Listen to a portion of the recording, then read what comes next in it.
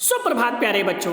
विषय हिंदी कक्षा 10 की पाठ पुस्तक क्षितिज भाग 2 के पाठ राम लक्ष्मण परशुराम संवाद के दूसरे मॉड्यूल के साथ मैं प्रस्तुत हूँ। इस काव्य खंड के रचनाकार तुलसीदास जी हैं। आपने पहले मॉड्यूल में ये जाना कि राम लक्ष्मण परशुराम संवाद का ये प्रसंग रामचरितमानस के पहले कांड यानी बाल कांड से लिया गया है और ये चौपाइयाँ और दोहों में राम लक्ष्मण परशुराम के बीच की वार्तालाप का वर्णन है।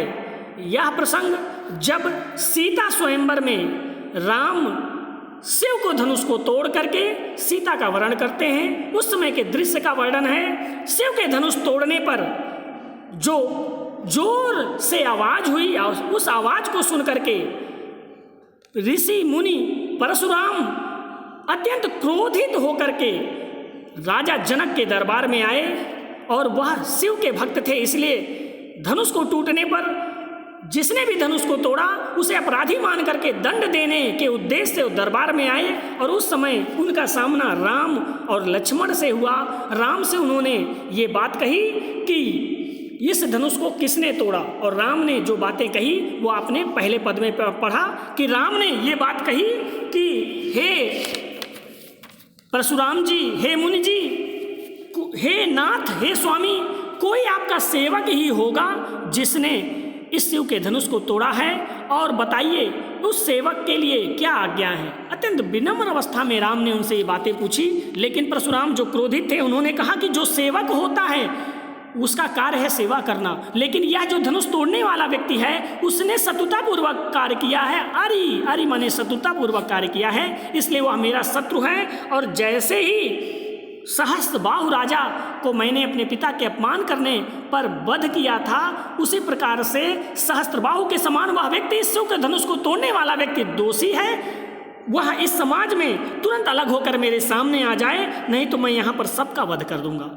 उनकी इस तरह क्रोध और अहंकार भरी वाणी सुन करके लक्ष्मण से रहा नहीं गया और वह अत्यंत ही व्यंग्यपूर्वक वाणी में बोलते हुए कहे कि हे मुनि जी, ऐसी छोटी धनुइयाँ, ऐसी धनुइयाँ यानी ऐसी धनुष तो हमने बचपन में ही बहुत तोड़े, लेकिन कभी उसके किसी स्वामी ने क्रोध नहीं किया, तो आपका इस धनुष से इतना ममता क्या है कि आप अत्यंत क्रोधित हो रहे हैं। उनके इस वाणी पर पुनः अत्यंत क्रोध में आकर के परशुराम ने कहा कि हे राजा के पुत्र, लगता है तुम्हारी मृत्यु आई हुई है, जो तुम काल के वश में आकर के ऐसी बातें कर रहे हो।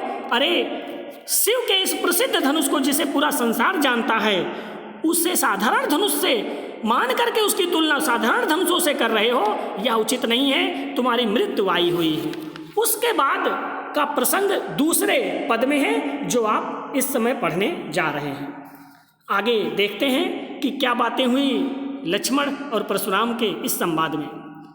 लखन कहा हसी हमरे जाना, सुनहु देव सब धनुष समाना, का क्षति लाभ जून धनु तोरे, देखा राम नयन के भोरे, छुअत टूट रघुपत ही न दोषु, मुनि बिनु काज करहि कत रोसु, बोले चितय परसु की ओरा, रे सुठ सुनहि सुभावन मोरा, बालक बोली बधो नहीं तोहि, केवल मुनि जड़ जानहि मोहि, बाल ब्रह्मचारी अति कोहि, विश्व विदित क्षत्रि कुल दोहि, भुज बल भूमि भूप बिन कीन्हि, विपुल बार मही देवन दीन्हि, सहस्त्र बाहु भुज छेद निहारा, परशु बिलाकु महीप कुमारा, मातु पितहि जनि सोच बस करिस महिष किशोर, गर्भन के अर्भक दलन परशु मोर अति घोर।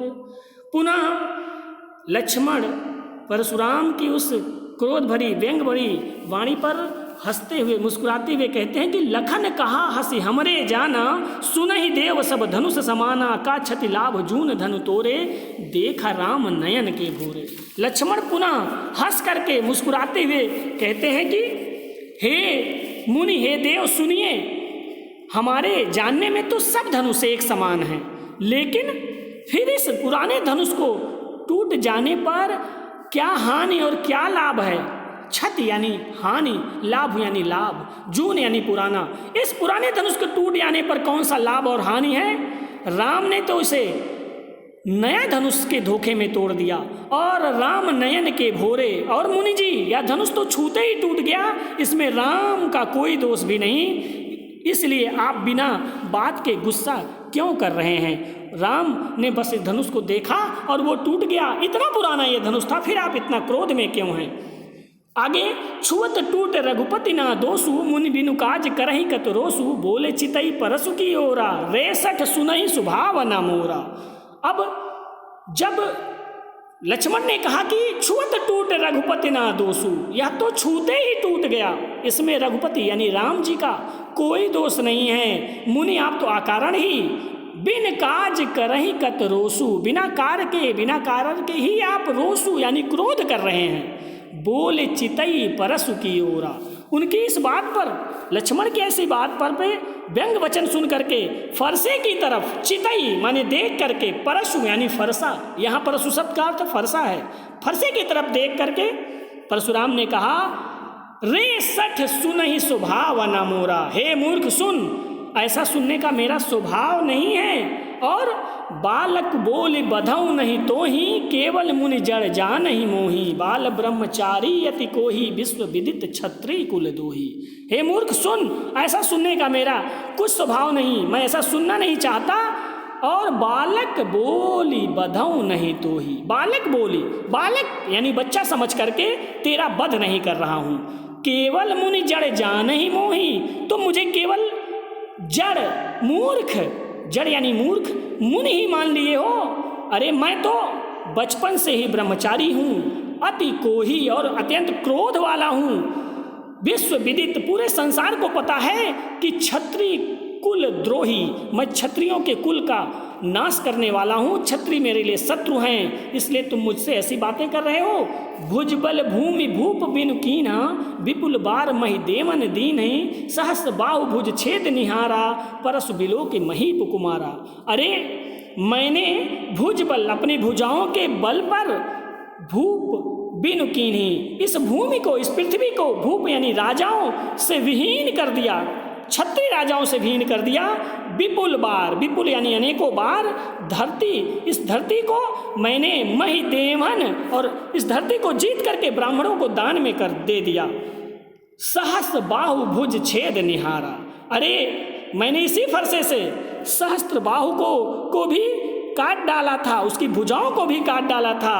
और परसु बिलोक महीप कुमारा, मेरे इस फरसों को देखो, हे महीप, महीप कुमार यानी राजा के पुत्र, राजा महीप, राजा शब्द का पर्यायवाची, हे राजा के पुत्रों, मेरे इस फरसे को देखो, इससे ही मैंने सहस्त्र बाहु के भुजाओं को काट डाला था। अब मात पिता ही जन सोच बस, करिस महिष किशोर, गर्भन के अर्भक दलन, परसु मोर अति घोर।